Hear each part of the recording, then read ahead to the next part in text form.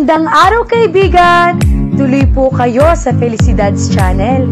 Sa mga kwento ng buhay at pag-ibig na hinalukay sa natatagong baul ni Felicidad.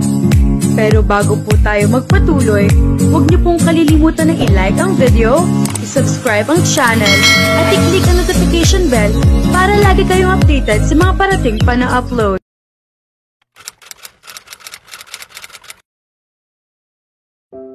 Dumating si Greg. Hindi na matandaan ni Elaine kung kailan niya huling nakita ang kanyang kuya Greg. Sa abot ng kanyang isip ay nasa elementarya pa siya noon nang huli niyang nakita ito. Nagulat naman si Greg nang makita si Elaine. Dalagang-dalaga na raw pala siya. Bago nagpahinga si Greg ay ibinigay muna nito ang mga pasalubong para kay Aling Inyang at Elaine. Ganoon pa rin naman si Greg. Mabait pa rin, sabi ni Aling Inyang nang maiwan sila. Tama ka, ayon ni Elaine. Pero sana naman ay magbago ang kanyang isip. Pwede naman nating pangalagaan itong bahay. Huwag na tayong umasa, Elaine. Lalo lamang sa sakit ang ating kalooban, sabi ni Aling Inyang. Sa isang banda, may dapat pa ba tayong ipaghinanakit? Oo, wala talaga. Gabi at tapos na silang maghapunan. Naroon sila sa sala. Aling Inyang, Elaine, sabi ni Greg. Alam kong masakit din sa inyo ang napagkasunduan naming magkapatid. Lalo na kayo, Aling Inyang. Matagal kayong naging bahagi ng bahay na ito ng pamilya. Pero sana ay maunawaan din ninyo. May lungkot man sa mukha ni Aling Inyang ay nagpilit pa rin itong ngumiti. Naunawaan ko kayo ni Gina. Kami ni Elaine, wala kayong aalalahanin sa amin. Hindi kumikibo si Elaine. Pero huwag kayong mag-alala. Maipagbili man ang bahay at lupang ito ay hindi kayo magiging kawawa.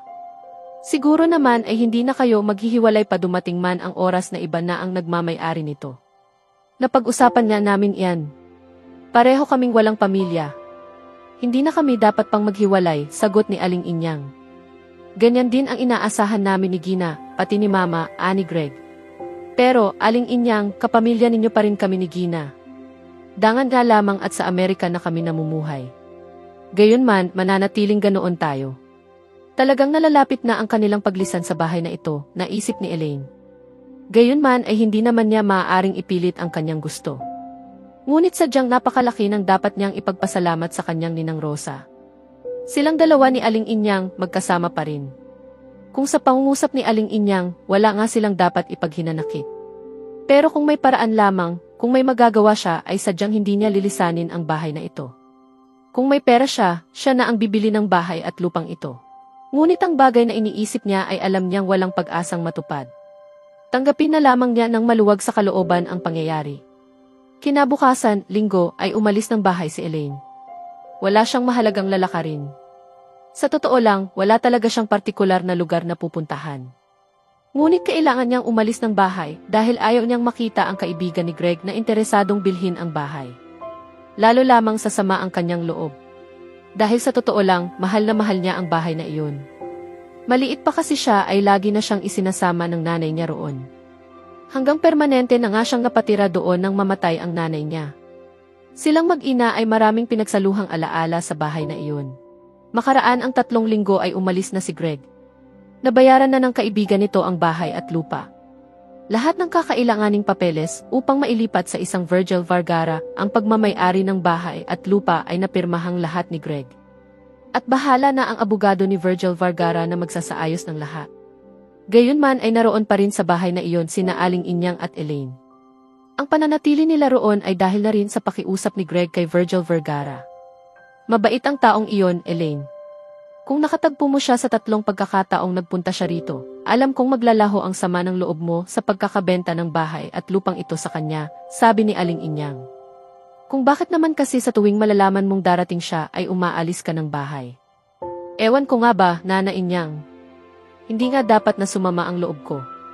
Kaya lang, hindi ko maiwasang makaramdam ng ganoon. Kasi nga napamahal na sa iyo ang bahay na ito. Ako man ay ganoon din pero wala akong sama ng loob kay Mr. Vergara. Maaari nga.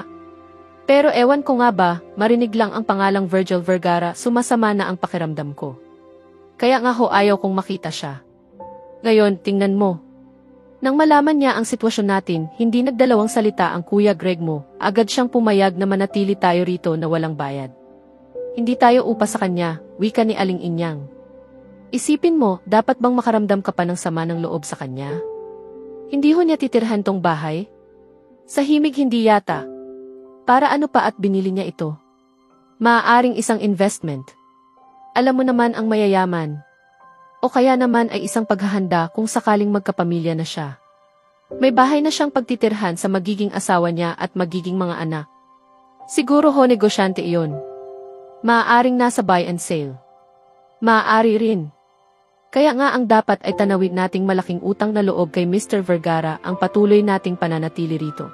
Wala nga tayong bayad sa pagtira rito, pero ang kapalit naman yon ang pangangalaga natin sa bahay. Ganoon din iyon. Patas lang. Napailing na lamang si Aling Inyang. Inunawa na lamang niya ang damdamin ni Elaine. Bata pa ito. Medyo may kapusukan pa. Kailan daw papasyal uli ang Mr. Vergarang iyon? Hindi ko alam. Basta tayo na raw ang bahala rito.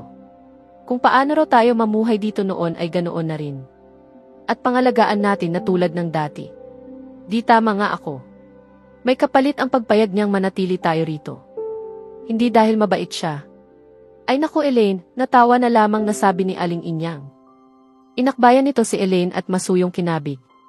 Sana swertihin tayo, nausan ni Elaine. Dumating sana ang panahon na yumaman din tayo, magkapera. Sana dumating ang panahong tayo pa rin ang magmay-ari ng bahay at lupang ito. Hindi nakakibo si Aling Inyang. Dahil sa totoo lang, kung ano ang nadarama ni Elaine ay ganoon din ang kanyang nadarama. Pero alam niya na malayo ang posibilidad na matupad ang hinihiling ni Elaine. Kaya ayaw niya itong susugan sa inaasam. Saan sila kukuha ng ipambabayad kung sakali sa bahay at lupang ito? 5 milyong piso. Ganoong halaga ang alam niyang ibinayad ni Mr. Vergara kay Greg. At talastas niya na mababa pa iyon kung tutuusin sa kalakaran ngayon ng bilihan ng real estate. Kung may paraan lang. Kahit anong paraan ay gagawin ko kung ang magiging kapalit naman yon ay mapupunta sa atin ang pagmamay-ari ng bahay at lupang ito, mahina pa ring dugtong ni Elaine. Sa wakas, may trabaho na si Elaine. Tuwang-tuwang lumabas ng opisinang iyon si Elaine matapos siyang makapagpaalam sa tagapamahala na personal na kumausap sa kanya. Sa Lunes ay magsisimula na siyang magtrabaho. Sabado ngayon. Humahakbang si Elaine palabas ng gusali ay parang ang gaang-gaang ng kanyang pakiramdam. Ang saya-saya talaga niya. Naiisip ni Elaine na dumating na siguro ang swerte sa kanya. Sa totoo lang, pinanghinaan na talaga siya ng loob na magkatrabaho pa. Sa katunayan ay hindi na siya naglalakad upang maghanap ng mapapag-applyan. Napag-usapan na nga nila ni Aling Inyang ang nararapat nilang hakbangin. Upang magkaroon sila ng pagkakakitaan. Tutal ay may mapupuhunan sila. 50,000 piso. Bale tig 25,000 silang dalawa. Galing kay Greg. Iniwan sa kanila bago umalis. Bilin daw iyon ng kanyang ninang Rosa bago nalagutan ng hininga. Na anuman ang mangyari ay huwag silang pababayaan. Ang kanyang ninang Rosa. Hanggang sa huling sandali ay inisip pa rin ang kanilang kapakanan. Ganon nga, napagkasunduan nila ni Aling Inyang na ang perang iyon ay gamitin nilang puhunan sa pagtitinda sa palengke. Maaari silang magtinda ng isda o gulay o kaya naman ay prutas, ayon kay Aling Inyang. Bagay na sinang-ayunan naman agad ni Elaine. Pero palipasin muna natin ang 1 buwan, Nana Inyang, hirit ni Elaine. Kung sa loob ng 1 buwan ay wala pa rin akong trabaho, ituloy na natin. Natatawang pumayag si Aling Inyang. At ngayon ay heto, 1 linggo pa lamang ang nakakalipas mula ng pag-usapan nila iyon ay may trabaho na siya. Bali ba naman, ang opisinang pagtatrabahuhan niya ay ang kahuli-hulihang opisinang pinagpasukan niya ng aplikasyon. 11:00 pa lamang ng umaga uwi na siya. Sa bahay na siya magtatanghalian. Gusto niyang makauwi agad upang maibalita kay Aling Inyang ang magandang pangyayaring ito. Nakalabas ng gusali si Elaine. 2 palapag lamang ang gusaling iyon. Ang opisinang pagtatrabahuhan niya ay nasa unang palapag. Iba't ibang uri ng establishmento ang naroon. May travel agency. May financing office at bahay sanglaan. Meron din doong local employment agency. Iba't ibang opisina rin ang nasa 2 palapag.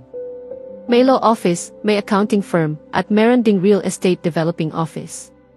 At siguro ay kung ano-ano pa. Nasa bangketa na si Elaine. Sa susunod na kalye siya sasakay ng jeep. Hindi napansin ni Elaine na ang loteng kadikit ng loteng kinatitirikan ng gusaling pinanggalingan niya ay isang parking lot. Bahagya pang nakatungo si Elaine habang lumalakad. Biglang-bigla ay nakarinig siya ng malakas na pagbusina ng sasakyan. Pagbusinang parang sa kanya ipinatungkol. Dahil parang napakalapit lamang. At sa lakas ng pagbusinang iyon ay napasigaw si Elaine. Sabay sulyap sa pinanggalingan ng busina. Isang kotse na sa wari niya ay bubundulin siya. Naghalo sa kanya ang pagkagulat at nerbiyos. Nabitiwan niya ang hawak na folding umbrella. Napangiti ang driver ng kotseng kulay puti sa nakitang reaksyon ng babae. Nakatuwaan lamang niyang businahan ito dahil parang walang pakialam sa paligid habang nakatungong naglalakad. Pero nang mapagmasdan ng driver ng kotse ang mukha ng babaeng nagulat ay napalis ang ngiti nito sa mga labi. Hindi siya maaaring magkamali, nasa isip ng driver ng kotse. Ang babaeng ito na nakatuwaan lamang niyang businahan at ang babaeng iyon na naputikan ng damit at mukha dahil sa walang ingat na pagmamaneho ni Lori ay isa. Nasorpresa man ay mabilis pa rin ang naging reaksyon ni Virgil. Agad nitong nabuksan ang pinto ng kotse. May tuwang umibis agad. Nakangiti. Noon naman ay nakarecover na si Elaine. Dadamputin sana niya ang nahulog niyang payong nang mapasulyap muna siya sa umibis na driver ng kotse. Natilihan si Elaine. Hindi siya maaaring magkamali. Ang lalaking ito at ang lalaking iyon na ang mukha ay malimit na lumarawan sa kanyang diwa kahit ilang linggo na ang nakalilipas makaraang maganap ang insidenteng iyon ay isa. Palapit na si Virgil kay Elaine. Napabilis ang reaksyon ni Elaine. Agad siyang humakbang. Binaliwala niya ang kanyang payong na nabitiwan. Miss! Tawag ni Virgil. Narinig iyon ni Elaine. Bagay na lalong nagpabilis sa kanyang mga hakbang. Hahabol sana si Virgil kay Elaine, ngunit may kotseng tumutok sa likuran ng kanyang kotse, papasok din sa parking lot. Nakakaabala ang kanyang kotse. Papalayo na ang babaeng iyon. Sa isang iglap ay nakaisip ng paraan si Virgil. Kinambatan niya ang isa sa dalawang gwardyang nakatalaga sa parking lot. Pakipasok, ani Virgil nang makalapit ang gwardya. Walang problema, boss, anang gwardya na nakikilala si Virgil. Dinampot muna ni Virgil ang folding umbrella na iniwan na lamang basta doon ni Elaine. Malapit na si Elaine sa kanto. 5 metro ang layo kay Virgil. Sadya namang nagmamadali sa paglakad si Elaine. Bagay na ipinagtataka rin niya sa sarili. Ano't nagmamadali siya na parang nakagawa ng malaking kasalanan? Siya ang muntik ng mabundol ng kotseng minamaneho ng lalaking iyon. Ang lalaking nang una silang magtagpo ay naperwisyo siya. At ngayon, sa ikalawang pagkakataon ay muntik na siyang maperwisyo na naman. Ano't sa halip na kumprontahin ang lalaki ay tumalilis agad siya ng kanyang mamukhan. Iniwan niya ang kanyang payong sa pagmamadaling makalayo sa lalaking iyon. Miss! Narinig iyon ni Elaine. Boses ba ng lalaki iyon? Miss! Dahan-dahan, kahit hindi humihinto sa paglakad ay lumingon si Elaine. At sa kanyang malaking pagkagulat, hindi niya inaasahan ay may natapakan siya. Na naging dahilan upang dumulas ang kanyang paa at nadulas.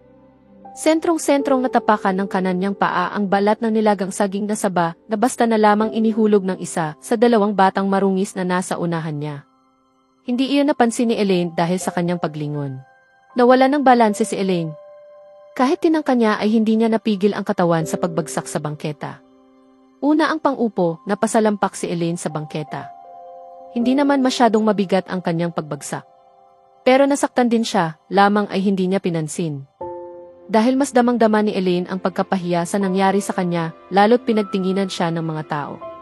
Mabuti na lamang at nakapantalong maong siya. Kung nakapalda siya o nakabestida kaya, baka pinagpistahan ng mga mata ang kanyang makikinis at mabibilog na hita. At pati singit siguro. Patindig na si Elaine nang may maglahad ng kamay sa kanya. Lalaki. May tangang payong. Si Virgil Vergara. Saglit na natilihan si Elaine. Hindi niya inabot ang nakalahad na kamay ni Virgil. Sa halip ay tinapunan muna niya ito ng matalim na tingin sabay palis sa kamay nito. Saka pa lamang tumindig si Elaine. Miss, wala akong kasalanan sa iyo. Gusto ko lang na. Hindi natapos ni Virgil ang sasabihin. Dahil mabilis ang naging reaksyon ni Elaine. Wala. Wala ha. Nadulas ako dahil kasalanan mo. 2 beses na ito, mister, na nagkatagpo tayo. At 2 beses na rin akong naperwisyo. Alam mo ang ibig sabihin yon? Malas ka sa buhay ko. Malakas sa normal ang boses ni Elaine. Kung kanina ay parang may nagtutulak sa kanya upang makalayo agad sa lalaking ito, ngayon ay gusto niyang pagsalitaan muna ito. Maibsan man lamang ang nararamdaman niyang sakit sa kanyang pang-upo. At makabawi sa pagkapahiyang dinanas niya. Pero, miss, para tayong mga estranghero sa isa't isa. Bakit naman gugustuhin kong malasin ka ng dahil sa akin? Malumanay namang tugon ni Virgil. Iyon nga sagot agad ni Elaine. Estranghero tayo sa isa't isa. Pero sa buong buhay ko, 2 beses kitang nakatagpo ay 2 beses din akong naperwisyo. Malas ka sa buhay ko, get mo? Bad news ka. Huwag na sana tayong magkatagpo uli. Pagkasabi niyon ay nakaingos na tinalikuran na niya ang lalaki. Hindi nakakibo si Virgil. Hindi dahil nasilong siya sa pagtataray ng babae. Hindi siya kumibo dahil nakontento siya sa pagtitig sa mukhang iyon. Ang mukhang iyon na kahit nagagalit at nagtataray ay may nababanaag pa ring kaamuhan. Babaing-babaing ang kagandahan ay may malakas na dating sa kanya. Nakailang hakbang na ang babae nang maalala ni Virgil na hawak pa rin niya ang payong. Miss, sabi niya sa tinig na sapat ang lakas upang makaabot sa pandinig ng babae, nalimutan mo ang payong mo. Ngumiti siya. Pumihit si Elaine. Binalikan ang lalaki. Prominente sa kanyang paningin ang nakaguhit ng ngiti sa mga labi ng lalaki. At naramdaman ni Elaine, makakayang tunawin ang ngiting iyon kahit pa ang pinakamatigas at pinakamalamig mang yelo. Nagbaba ng paningin si Elaine. At pahablot na kinuha niya ang payong sa kamay ng lalaki. Ngunit hindi ko mawala sa kamay ng lalaki ang payong. Ang mabuti yata ay magkakilala muna tayo, Miss Annie Virgil. Hindi na. Ayokong malasin sa buong buhay ko, mataray na sabi ni Elaine. Muli niyang hinila ang payong. At muli, hindi bumitiw doon ang kamay ng lalaki. Magkilala muna tayo, sabi ni Virgil. Kung mawala ang kamay ni Elaine sa payong. Hindi na. Iyon na ang payong ko. Pagkasabi niyon ay mabilis nang lumakad si Elaine. Lumingon siya. At tama ang kanyang kutob, sumusunod sa kanya ang lalaki. Tinantuan ni Elaine ng daliri ang lalaki. Huwag mo akong sundan, ipapupulis kita. Pagka-uwi ni Elaine sa bahay, agad niyang ikinuwento kay Aling Inyang ang lahat ng nangyari. Hindi ka naman sinundan, tanong ni Aling Inyang. Hindi na. Pero nakasakay na ako sa jeep, nakatayo pa rin doon. At nakangiti pang kumaway sa akin. Ang tindi talagang mang-asar ng lalaking iyon. Bakit naman asar na asar ka? Mukha bang maton, nangingiting tanong ni Aling Inyang. Hindi naman. Gwapo yung lalaki at mukha talagang disente. Ganoon naman pala. Sana'y hindi mo na tinarayan. Inihabol lang naman sa iyo ang payong mo. At nakikipagkilala pa. Disente nga, ani Aling Inyang. Sana'y pinagbigyan mo ng makipagkilala sa iyo. Kung malasin ako habang buhay, ani Elaine. Bagamat sa diwa niya ay naglalaro ang larawan ng mukhang iyon ng lalaki. Kumain na tayo, Nana Inyang. Kanina pa nga ako nagugutom. Ikaw lang naman ang hinihintay kong matapos sa pagbibida. Kumakain na sila ng tanghalian nang si Aling Inyang naman ang nagbalita kay Elaine. Nasorpresa talaga ako. Kiaga-aga dumating si Mr. Vergara. Siguro mga kalahating oras pagkaalis mo. Natilihan si Elaine. Agad na negatibo ang epekto sa kanya ng pagdalaw ng Mr. Vergarang iyon. Ano ang dahilan? Kaya napadalaw siya. Naalala daw kasi niya na hindi siya nakapag-iwan sa akin ng panggastos natin dito. Pagkain, bayad sa ilaw, sa tubig, sagot ni Aling Inyang. Iyon lang. Oo, talagang napakabait niya. Libre na nga ang patuloy nating paninirahan dito, sinasagot pa niya ang ating mga gastusin. Dapat lang. Para lang naman siyang umuupa ng caretaker. Naitanong ka nga rin niya. Ako. Hindi ka pa raw niya nakikita. Baka raw nagkakasalubong na kayo sa daan, hindi pa kayo nagkakakilanlan, wika ni Aling Inyang. Nabanggit ko na nag-report ka sa opisinang pinag-a-applyan mo ng trabaho. Nagkonsentra sa pagkain si Elaine. Walang kwenta sa kanya ang pangumusta ng Mr. Vergarang iyon. Anya, kung hindi magiging positibo ang resulta ng nilakad mo, siya na ang tutulong sa iyo upang magkatrabaho, dagdag na ulat ni Aling Inyang. May trabaho na ako. Sa susunod na kabanata mga ka-felisidad, asahan ang muling pagkikita ni na Elaine at Virgil sa hindi inaasahang pagkakataon. Unti-unting mabubuksan ang posibilidad ng mas malalim na ugnayan sa kabila ng unang hindi magandang karanasan nila sa isa't isa. Kaya abangan natin.